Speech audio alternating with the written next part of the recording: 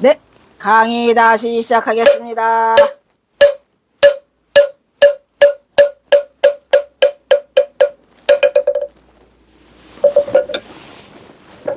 하지만, 아이고, 예쁘다.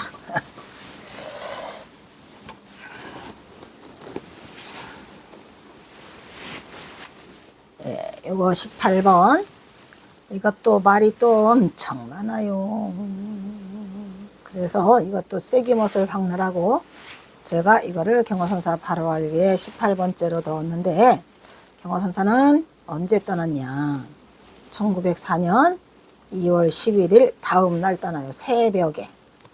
예, 근데 막 여기에 대해서 막 그냥 말이 또 엄청 많아서 이거를 한번 정리하기 위해서 이걸 했습니다. 경어선사는 1904년 그의 나이 56세 되던, 정확해요. 1904년 55세가 1903년, 56세가 1904년. 이것도 좀 바꾸지 마세요. 잘 해놨는데 그냥 자기 멋대로 갖다 바꿔. 안 된다고. 이른 봄에 이미 삼수갑산 북행을 결심하고, 이른 봄도 아니에요. 1월달에 그냥 해인사를 떠나와요. 1월 언제? 1월 15일날 16일이겠고 1월 15일날 새벽에 1월 16일날 새벽에 해인사를 떠나 천정함에 들고 만공 얼면은 그의 나이 31살이 되더래. 1901년 아까 말했죠. 1901년에 신축년에 7월 말에 통도사에서 하한거를 마치고 만행을 떠나려다가 여름 장마로 인해서 갑자기 강물이 불어나서 물을 건너지 못하고 망설이는데, 우연히 그때 나타난 노승이 있었어요. 이런 게 우리가 이게 뭐라 그래? 기인이라고 하죠. 기인. 지난번에 이것도 자세히 했는데, 그 노인 이름까지 있는데, 노승이야, 노승. 노승이 뭐라고 말해요? 절이 가면은, 그 뭐지? 유생놈들이 중들을 붙잡아다가 마구잡이로 해다가 가서 자벽을 시키니까 요리 가면 절대로 안 된다. 그래가지고 건너지 못해요. 그리고 또 그 노승이 뭐래요? 뭐 기왕 있으면 내가 있는 절이 비었으니까 거기 가서 수행하라. 대박 당첨. 백운함에 도인이 또 한 명 나설 거라고 말했죠. 도인이 나타난다면 백운함에서 도인이 나타날 텐데, 내가 또 선차순례 때 백운함을 가봤더니 도인이 또 눈앞에 있기는 하지만, 왠지 거기까지. 거기서 요 할 것을 제안을 받고 발걸음을 돌려가지고 백운함에 가서 수행정진을 했어요. 또 완공스님은 새벽 종소리, 도량석하는 종소리 있잖아. 경새소리. 이거 땅 거기에 끝이잖아요. 지난번에 어디서 마곡사 토굴함에서도 새벽종 경새소리에 이론상이 나타났다 그랬죠. 이론상이 나타난 것 가지고는 안 돼요. 왜? 그거는 하나의 경계일 뿐이에요. 경계. 나타나는 경계일 뿐이고, 깨침을 자기가 가져야 돼. 깨침을 가져야죠. 그래가지고 또 백운함에 들려서 새벽에 문정성 번뇌단 있죠? 그래서 하다가 깨쳐요. 그러니까 이 만공스님은 그 경새소리에 기운이 있는 것 같아요. 그래서 이제 경어선사가 그때 토굴함에서는 너는 깨치지 못했다? 유한석인 제아를 아느냐? 몰라요. 그래가지고 무자화들을 졌는데, 드디어 이제 만공스님이 2차 오도를 하게 되는 거죠. 그래서 만공스님에서 오도를 하게 돼요. 만공의 오도. 이렇게 하여 깨달음을 마친 만공은 스승경어를 찾아뵙기 위해서 자신의 본향인 천장함을 해요. 아까 앞에 나왔었죠. 만공스님이 경어스님이 이유도 없이 3년간 연락을 끊고 아무런 연락이 소식이 없어 답답했다라고 했었잖아요. 특별한 이유도 없는데 왜 경어선사가 이렇게 연락을 안 하실까? 특별한 이유가 있지. 바쁘다니까. 고금당과 비안도를 드나드느라고 바쁘고, 또 정봉준 장군 그 일을 말하지 못하니까 숨어 다니면서 해서 3년간 못 만나요. 1901년, 1902년, 1903년을. 그래서 천장함으로 일단 가서 기다려요. 왜? 경어선사가 반드시 천장함은 들릴 거라는 생각을 했겠죠. 그래서 천장암은 언젠가 들릴 거다 해가지고 천장암으로 가요. 가보니까 그냥 천장암이 그냥 그리워 오냐 천장암 더 본지 오래다. 만공스님이 14세 때에 천장암에 처음 왔었죠. 그래서 천장암 본향으로 가니까 만공은 천장암을 떠난 지 8년 만에 왔어요. 그래가지고 돌아온 것이요. 그래가지고 만공은 14살 때 삭발염에 해서 17년 만에 그래서 언제 31사야? 14하고 14니까 장보일 대사를 마쳤죠.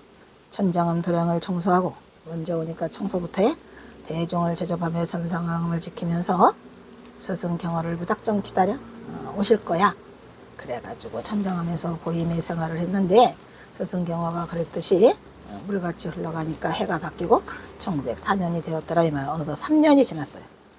1901년, 1902년, 1903년. 그래서 1903년 봄이 됐는데 1월 달이 됐는데 경화선사가 들이닥친 거죠. 2월 달에. 그래서 2월 추운 겨울 어느 날 호련히 스승 경화가 기별도 없이 천장암에 들이닥쳤어요. 대박이죠. 어쨌든 들이닥칠 거라는 생각을 했겠죠. 경화선사가 삼수가 왜 천장암에 들이닥쳤죠? 마지막 정리하기 위해서 왜 천장암에 그리고 삼수갑산 떠나려고 왔더니 뜻밖의 만공이 있어요. 이때도 삼수갑산으로 떠나기 전에 모든 일을 매듭짓기 위해서 선지식으로 경호는 영원함을 넘나들며 선언을 개설하기 위해서 마지막 힘혈을 기울이고 있었고 태도를 성치 않으면은 그리고 천장암에 1901년 7월달을 넘어서 천장암에 와가지고 어떻게 지냈어요? 무사인으로 지냈죠. 배고프면 밥 먹고 졸리면 잠자면서 소요자재하였다. 3년이란 세월이 손살같이 지나갔죠. 경화선사가 천장암의 모습을 나타낸 것은 그의 나이 34살 되던 해 1904년 2월 초범이라 끝도 없어 11일 삼수갑산으로 떠날 준비를 마친 경화가 제자 만공을 인계하게 되죠. 2월 11일이에요. 초범 같은 소리 하고 있네. 또 중요한 것도 나오죠. 만공과 경화가 주고받은 대화가 나오고 있어요. 스승이 묻는다.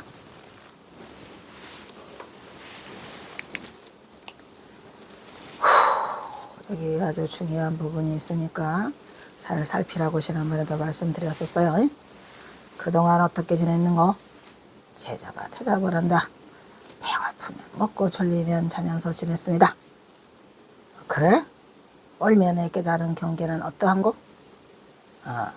깨달은 경계를 말하라고 지금 하는 거죠.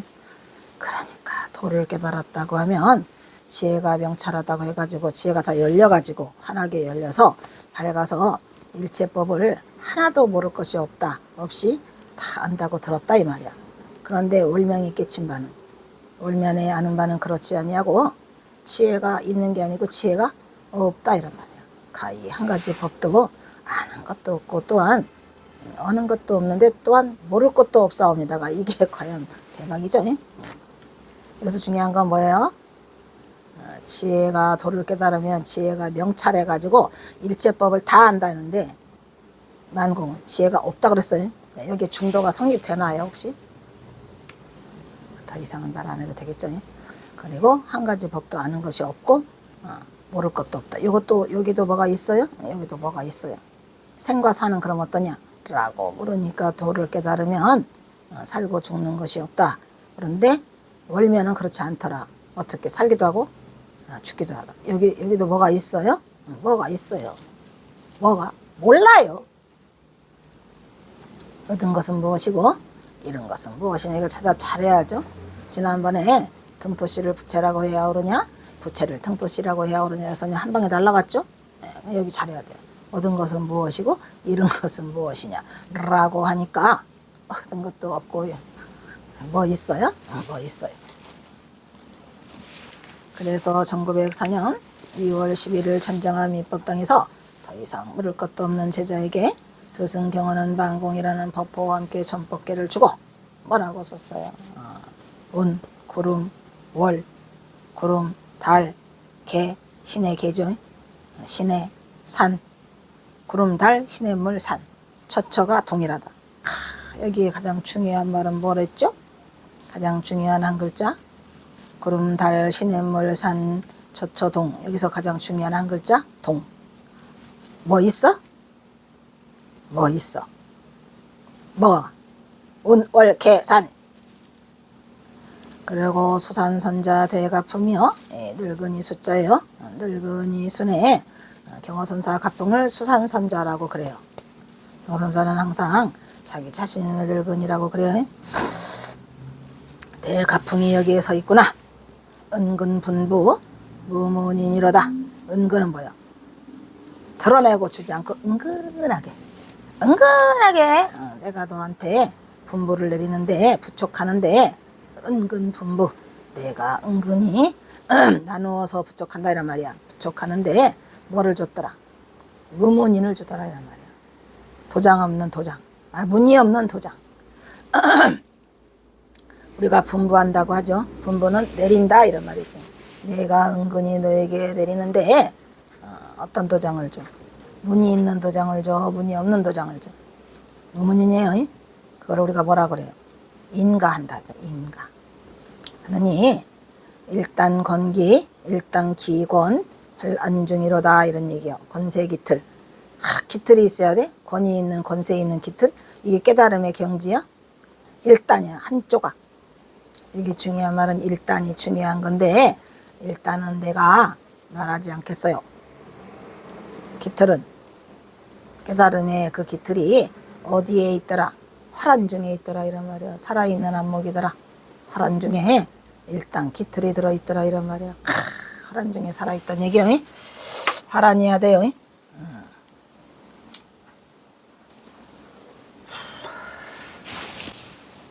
그렇게 해서 불조의 해명을 이어가도록 그대에게 내가 부촉하느니 부디 불망신자라. 중요한 말은 뭐죠? 불망신지죠.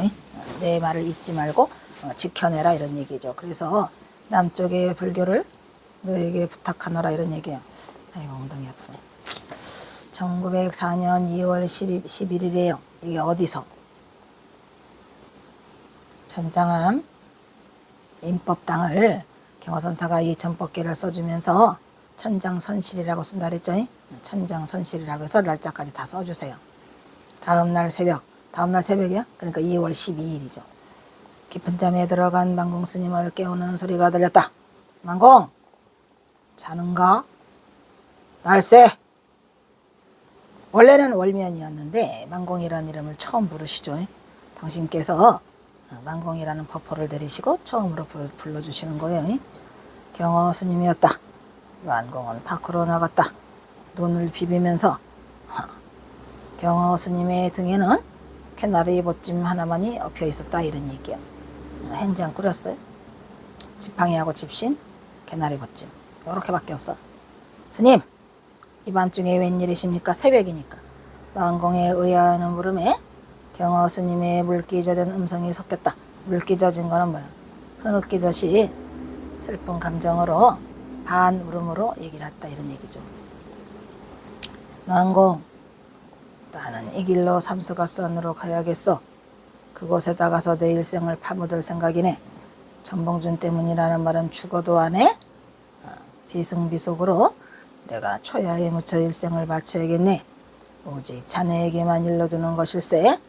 잘 있게나. 내가 펴지 못한 뜻을 자네가 얼마나 슬픈 이야기인지.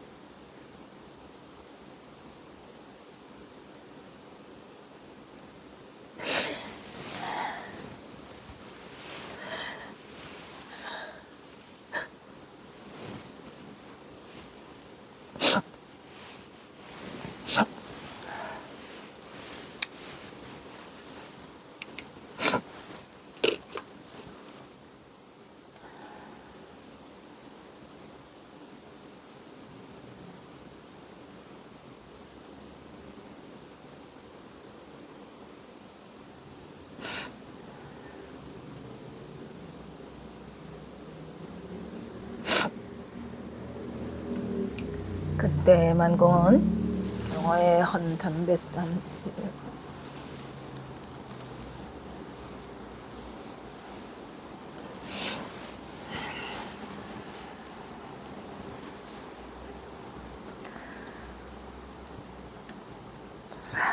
담뱃상제와 담뱃대가 밤에 걸려 새 것으로 미리 사두었던 것을 선물하자 스승은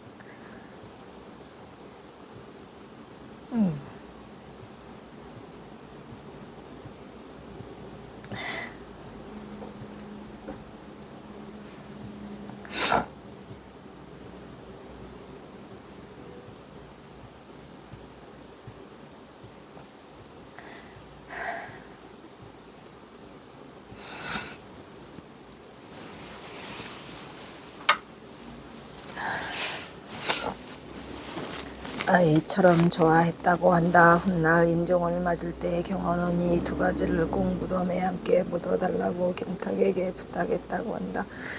이것으로 경호의 시신을 확인하는 단서가 된다. 제자 반공을 면하게 법을 전한 경호는 이튿날 어디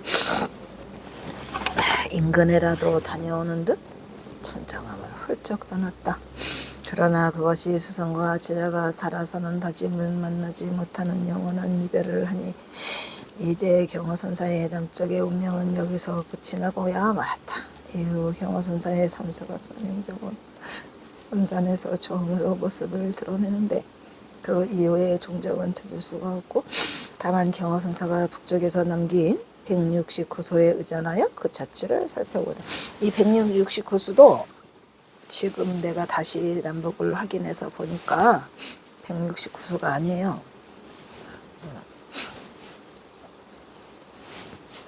169수가 한 149수 정도 되는 것 같네요. 왜냐면은 그것이 제가 처음에 전봉준 장군과 경호선사의 관계를 몰랐을 때는 시를 잘못했어요. 근데 나중에 보니까 이게 이제 다 이야기가 되면서 북쪽시가 남쪽시고 남쪽시가 북쪽시고가 많이 엉켜 있어서 정리를 해서 남쪽시는 정확하게 120 그리고 북쪽시랑 다 합치면 265수니까 140수 140수 정도가 북녘시더라 이런 얘기야.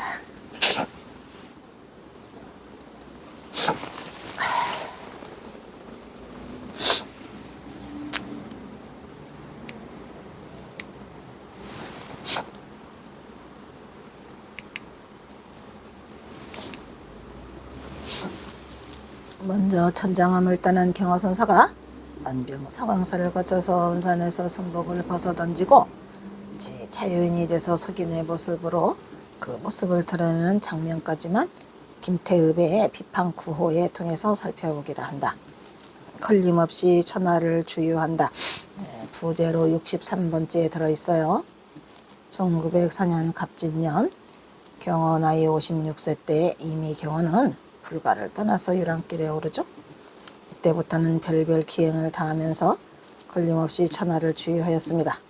경호의 행적은 을정사 화엄경 법회와 안변 서광사 500랑 개금불사에서 그거를 증명법사로 하는 공식적인 그러한 행사를 마치고 영원히 불가를 떠나게 되죠. 그의 종적은 그날 이후로 종적을 감추고 말았는데 경화가 바빠요. 그때서부터 고진정이 바쁘죠. 왜냐하면 속세를 이미 떠나서 세속인으로 살아가기 위한 그런 길을 찾기 위해서 경사가 바삐 길을 움직이죠. 그 이야기는 안변 서광사를 떠나가지고 경사가 모습을 드러낸 게 어디랬어요? 원산바닥이랬어요.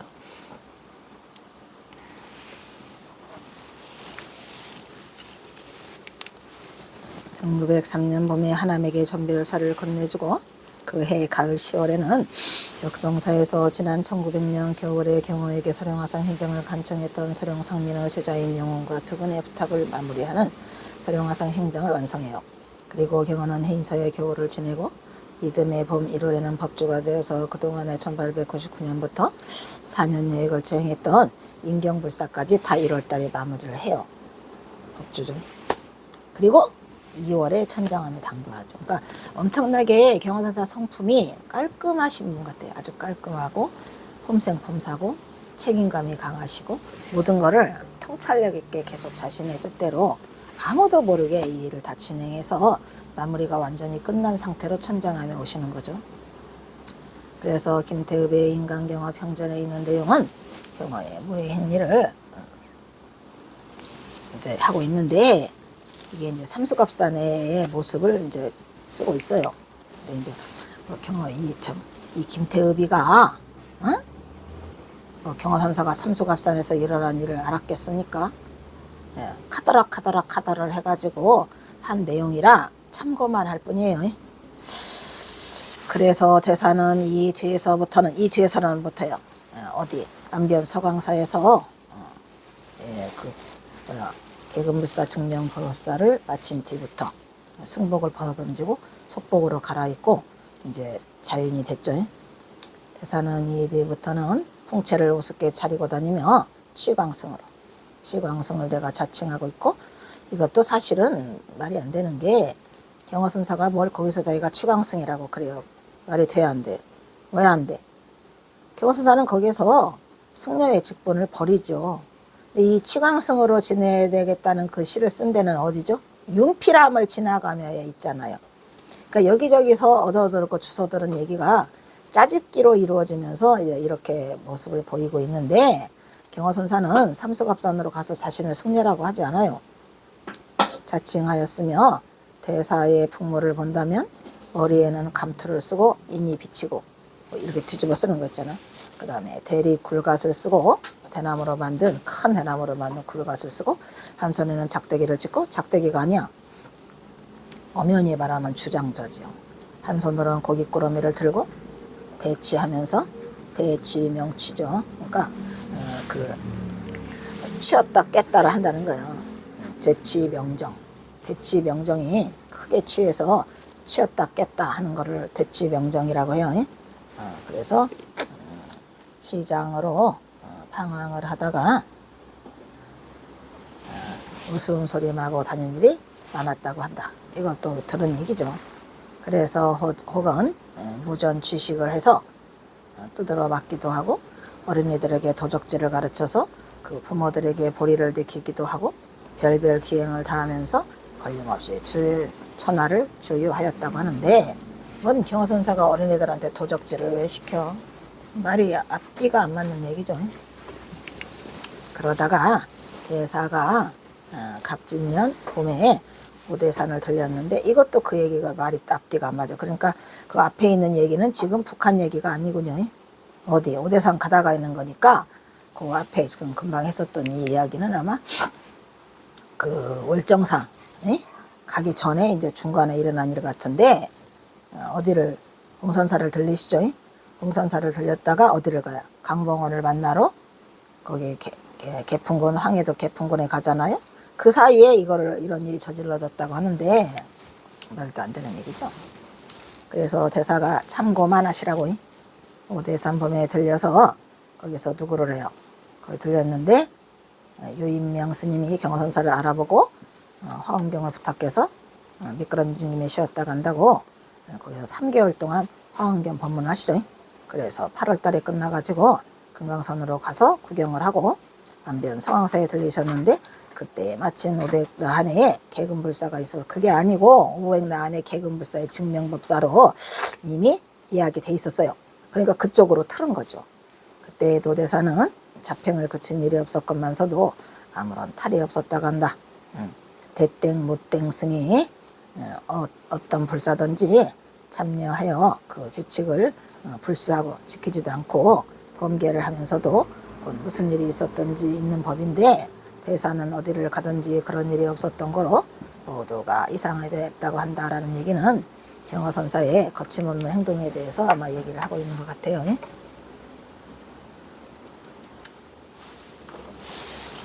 이것도 지금 김태읍의 부제 64 남녘의 마지막 선시 남변 서광사를 지나가면서 라는 시가 있어요. 경어는 이제 이곳 안변 서광사에서 근데 제목이 안변 서광사를 지나가면서가 아니야. 안변 서광사 영월루를 지나며, 영월루를 빼먹었어요, 이 김태읍 스님이. 영월루라는 누각에서 쓴 시가 하나 남아있죠. 남녘시의 북녘시로 가기 전에 마지막 시 안변서광사 영월루를 지나면서요. 영월루. 경원은 이제 이거 안변서광사에서 남쪽에서 일정을 모두 소화해서 끝냈어요. 그래서 지금부터는 북녘을 향해서 깨친 자의 마지막 행보로 시무도의 마지막 길은 입전수소를 향해 장도에 오른다 이런 말이죠. 왜냐하면 이미 안변서광사가 예약이 돼 있었어요. 지금부터 경원은 자신의 병선과 신분을 아무도 모르는 곳으로 운둔의 길을 떠나고 싶어 했죠. 그래서 여기서 운둔은 전혀 부정을 내포하고 있지 않은 운둔이라 이런 얘기요.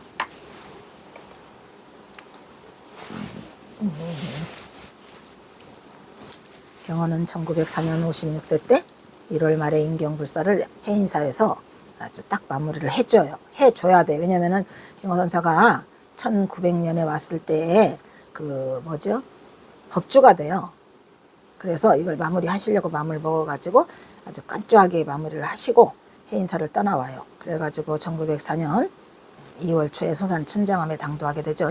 그래서 거기서 2월 11일 날 만공을 만나고 천장암 인법당에서 만공에게 전법계를 드리고 그 다음날 새벽에 떠나게 되죠. 그리고 만공이 건네준 담뱃다 쌈지를 받아들고 1904년 그해 봄에 오대산 월정사에 3개월 동안 5월 달에 도착해서 그 앞에는 어디랬죠? 봉선사를 들리고 그 다음에 두문동을 들리고 강봉원을 만나고 이어 금강산을 유람하고 1904년 안변에는 안변서광사가 한전 계금불사를 증명을 끝으로 삼수갑산으로 종족을 감추죠.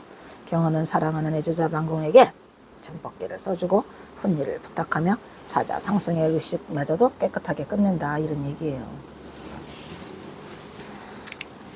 이후에 옴나간다 말 한마디 없이 훌쩍 사라진 경원은 어느 날 하루는 강원도 오대산 월정사를 지나게 됐죠. 5월달에요. 월정사 방장 유인명이 경화를 알아보고 화엄경설법을 달라져.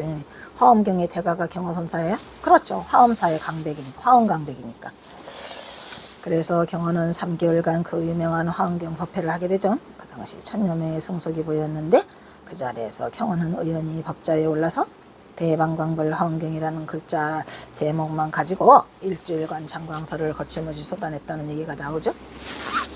그래서 여기에도 김태읍의 인간경화 속에 경화선사의 월정사 화엄경 법문이 되어 있어요. 어느 때에 대해서는 화엄경설법을 하는데 경책은 어느 때든지 펴놓은 적이 없어요. 경화선사는 경책을 펴놓고 하지 않죠.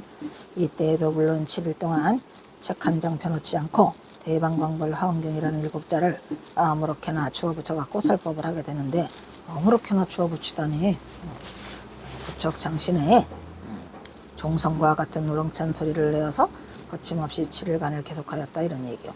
그런데 그 법문 조자를 만들어진 글자를 보여서 예를 들면 내가 지금 화엄경을 설법하겠어. 대방광벌 화엄경은 이무에 사무에 이사무에 사사무에의 사무에를 설한 것이니 무엇이 걸리게 있겠느냐 해가지고 화엄경의 요체인 이무에 사무에 이사무에 사사무에를 설하고 있더라 이런 말이죠. 그렇게 해가지고 또 뭐라고 그래요. 이게 다 김태읍 거예요. 대자는 큰 대자도 대자지만은 무슨 되든지 다 된다오. 세수 떼야도 돼요. 담배불도 돼요. 무슨 되든지 사무에 안이 들어맞는 것이 없어. 방도 그렇소. 방은 방정하다는 뜻이지만 방자이지만 안방이나 건너방도 큰방도 다 뒷방이 모두가 방에 이치고 내지 불자도 그렇소. 불은 부처의 불자이지만 불은 부처만 불이 아니고 화얼불도 불이요 등전불도 불이요 개똥불도 불이고 대방항소의 십방항소의 불이 모두가 십방항사의 불이 모두가 이 불자의 소식이구려 이런 얘기죠. 항사라는 건 항하사수 같이 많은 이런 얘기고 이렇게 육두문자를 아무렇게나 함부로 대대도 다 그럴듯하게 구수하게 들어맞아서 사실은 뭐 이게 육두문자가 아니죠. 육두문자는 욕을 말하는 건데 그냥 한 거예요. 언어 유희로. 여러 사람은 열애가 제강이라도 한 듯이 그의 법문에 다시 심취하였다고 한다. 대단하겠죠. 직접 거기서 강의를 들은 사람들은 이렇게 그 경화선사를 달리 보게 됐다 이런 얘기죠. 이러한 언어 유희 같은 법문 같지 않은 이 법문이야말로 경화선사의 작품으로 대방광불황계라는 일국자를 아무렇게나 주어 붙여가지고 설법을 하는데, 오직 경화만이 구척 장신의 종성과 같은 우렁찬 소리를 내서 책 한 장을 열어 펴놓지도 않고도 거침없이 7일 동안 입으로만 대방광불황경 그 제목 하나씩을 설어서 7일간을 계속 할 수 있었다고 합니다. 대단한 거죠. 아무나 할 수 있는 게 아니죠. 깨친 자만이 할 수 있는 무슨 법문? 무정법문이지 뭐. 무정법문. 흘러내리는 법문을 끝낸 경우는 3개월 동안 하고 정처 없이 다시 유랑의 장도에 오르는데, 사실은 정처 없이 유랑의 장도에 오른 게 아니라 안변 서광사를 가고 있어요. 안변 서광사 가줘야 돼? 가서 뭐 해줘야 돼? 계금불사 증명법사 해야 된다니까. 그거 끝내고 이제 경화선사가 모든 공식 식함을 끝내게 되는 경우죠. 그래서 오대산으로 들어가요. 그 위로 쭉쭉 올라가니까 금강산이 나와요. 그 금강산을 가면은 금강산의 입구를 남겨요. 거기다 경강산 명구라고 해가지고 두 수를 연작수를 남기고, 그에 가다보면 헐성루라는 것이 있는데, 거기에서도 제목으로 제헐성루에서라고 해서 두 수를 또 남겨요. 그러니까 네 수가 그 우대산 월정사를 떠나서 안변 서광사로 갈 때까지 그게 남아있어요. 금강산 명구 1, 2, 제헐성루 2, 1, 2 이렇게 해서 네 수가 있고요. 안변 서광사에 도착했죠. 안변 서광사는 뭐예요? 태조 이성계가 꿈을 꿨죠. 거울이 깨지고 석가래를 들고 나고 불이 났고 닭이 울고 이렇게 해서 그거를 해석을 하러 왔는데, 누가? 무학대사가. 근데 되게 잘 꾼 것 같아. 닭 소리는 개벽을 알리는 거고, 깨지는 거 그냥 좋아. 겨울 깨지면 나쁘다 그러는데 겨울 깨지면 무지한 좋은 일이 생겨. 그리고 석가래를 불난집에서 석가래 3개를 치고 나와. 임금왕자요. 그래가지고 누구한테? 무학대사한테 그 꿈을 풀어주기를 부탁해가지고 왕이 될 거다. 그러니까 절대로 남한테 말하지 말고 반드시 당신은 왕이 될 거야 해서 석왕사잖아요. 왕이 된다고 꿈을 해석해 준다 해서 석왕사인데, 나중에 왕이 되거든. 석왕사라고 이름을 지어서 거기다가 그 500난을 모셔라 해가지고 왕 되기 전에 500난을 모셔오죠. 그게 그거야. 그래서 그 500난 중에 마지막 499, 500을 한꺼번에 왔더니 500난님이 자꾸 도망간다. 그 얘기가 그 얘기예요. 그래서 경화선상이 500난 계분불사가 있어서 제방의 선덕들이 다 모여가지고 법회를 한 가지로 열어가지고 경화를 증명법사로 참석하게 됐죠. 경화화상이 증명단에 이르러가지고 독특한 등변으로 법을 설하니까 대중들이 다 깜짝 놀라요. 안 놀라요? 한결같이 합장하고 희유한 신심으로 감탄하고 법문을 들어줬다 이런 말이죠. 불사를 해양한 후의 경화는 안변 서광사 영월루를 지나며 라고 하는 시를 하나 써시고 자취를 감추니 그 누구도 떠난 곳을 몰랐더라. 나중에 경화선사가 모습을 드러낸 곳은 어디더라?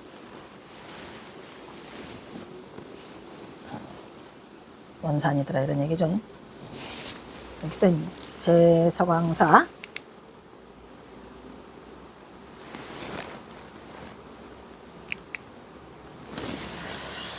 제목이 제자예요.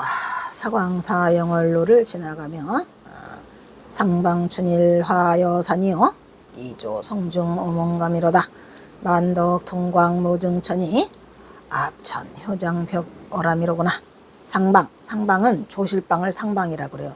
맨 위에 있답니다. 어느 절에 가든지. 그래서 경화선사를 상방으로 모셨겠죠.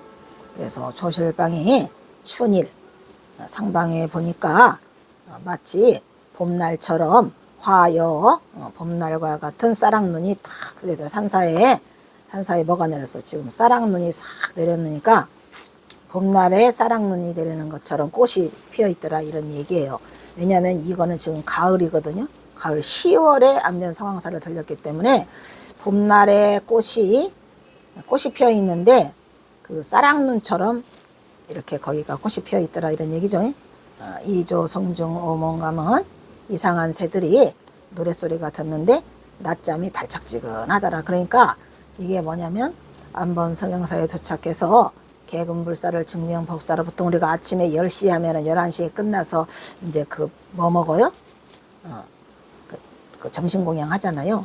그걸 먹으니까 경화선사가 졸음이 왔어요. 어디에? 영월로에가 누우니까. 그래서 잠을 갑박 들었는데 새소리가 하도 기이한 새소리가 찌르글찌르글 되니까 그게 마치 자장가 같아. 참 경화선사 팔자도 편하시죠? 지금 쫓기는 몸이 됐는데 지금 거기 영월로에서 낮잠 자시게 생겼어요? 예. 그래서 기이한 새소리에 낮잠이 달다 이런 얘기요. 그리고 깼어요. 그러면서 만덕 통광무중처요.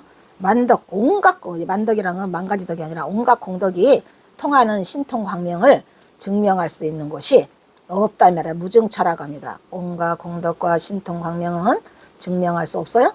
증명할 수 없어요. 왜? 그 스스로가 빛나니까. 예, 없는 곳에 여기서 온갖 공덕이라고 한 거는 왜 온갖 공덕이라고 했을까요? 중요하다. 안변서강사에서 금방 뭐 했어요? 개분불사 했잖아요.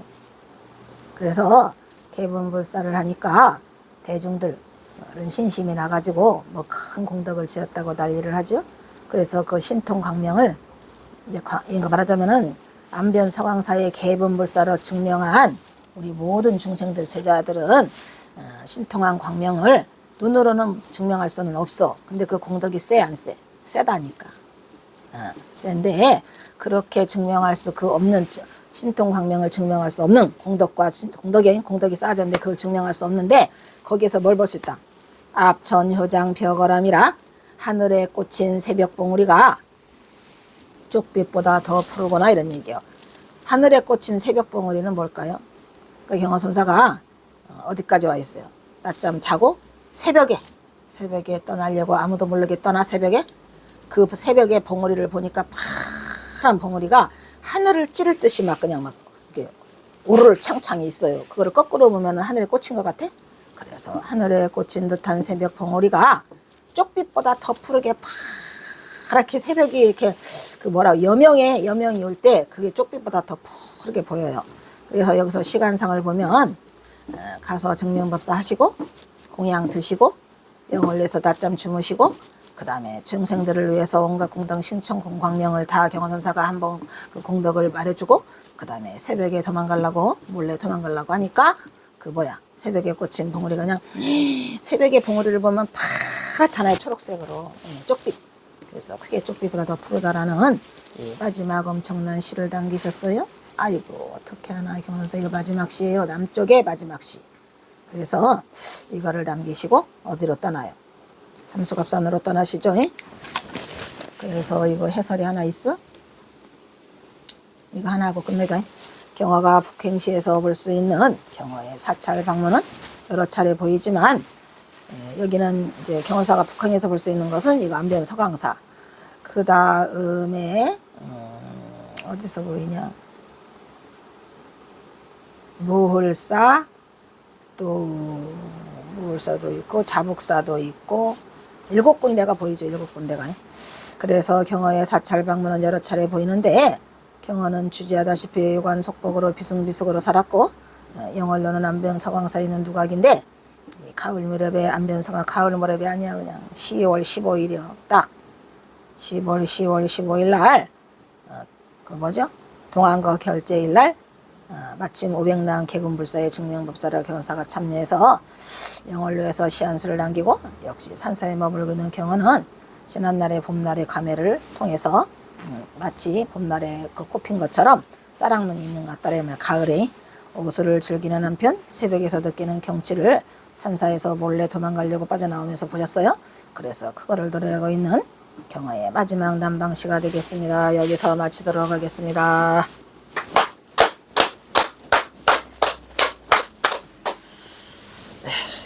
다음은 사홍서원이 있겠습니다.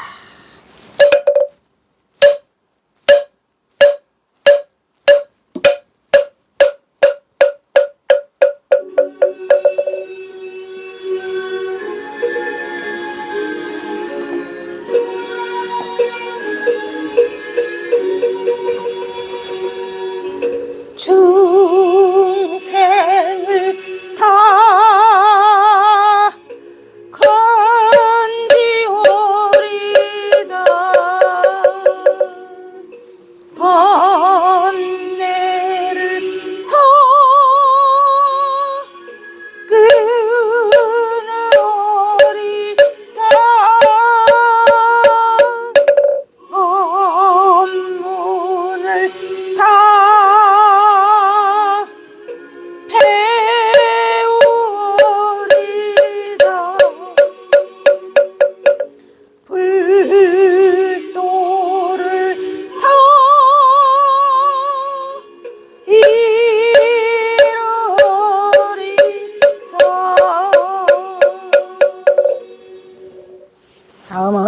아내가가 있겠습니다.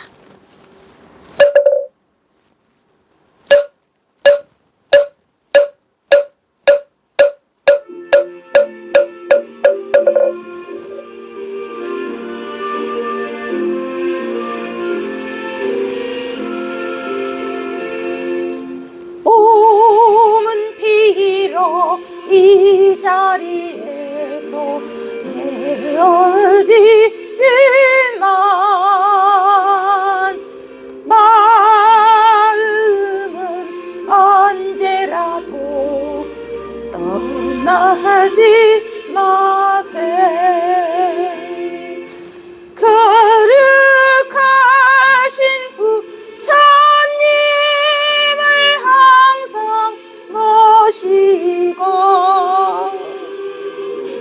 오늘 배운 높은 법문 깊이 새겨서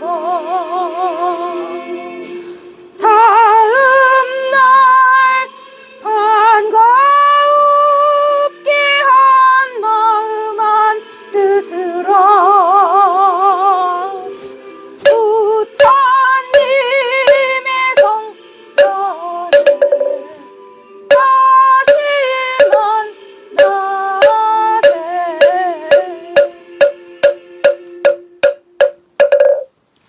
성불하십시오.